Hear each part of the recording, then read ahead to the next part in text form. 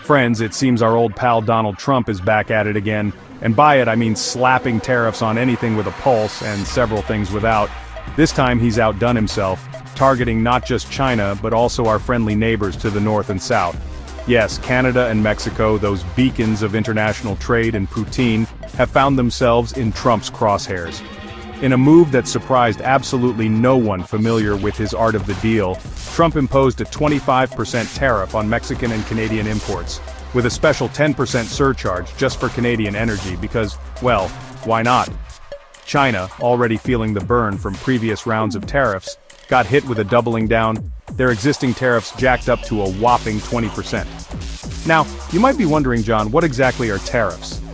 Well, imagine your neighbor decides to charge you a hefty fee every time you borrow a cup of sugar. Annoying, right? That's tariffs in a nutshell. Taxes on imported goods, making them more expensive for everyone involved. And just like that annoying neighbor, these tariffs have sparked a global trade war, with countries retaliating left, right, and center. Buckle up, folks, because things are about to get messy.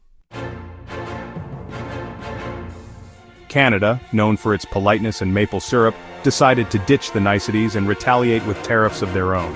They slapped a 25% tariff on $30 billion worth of US goods, with a promise to expand that to a cool $125 billion if things don't get any friendlier.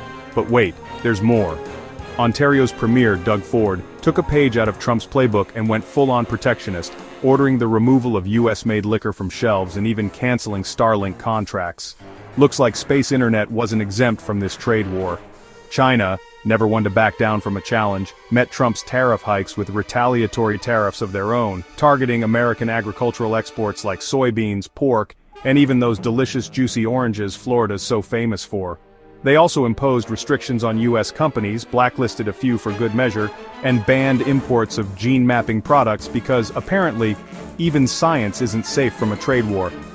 Mexico, on the other hand, is taking a more measured approach.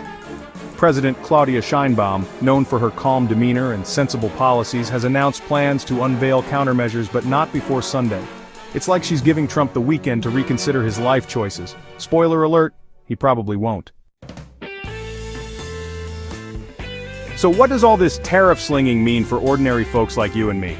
Well, for starters, get ready to pay more for just about everything. Those Canadian lumber prices, up 25%? Those Chinese-made toys your kids are clamoring for? Expect a hefty price hike thanks to that 20% tariff.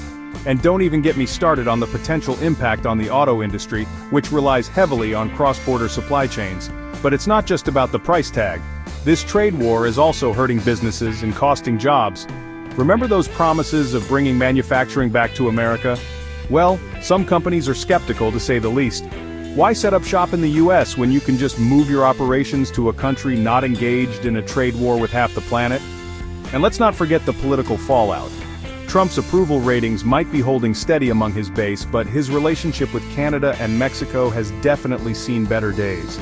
Meanwhile, China is using this opportunity to strengthen its ties with other countries, further cementing its position as a global economic powerhouse. As it stands, the future of global trade looks about as clear as a glass of milk after a toddler's finished with it. The tariffs are already disrupting supply chains, driving up prices, and creating uncertainty in the markets. Will these tariffs achieve their intended goal of protecting American jobs and reducing the trade deficit? Or will they simply end up hurting American businesses and consumers while doing little to change the overall balance of trade? Only time will tell. But one thing's for sure, this tariff tango is far from over.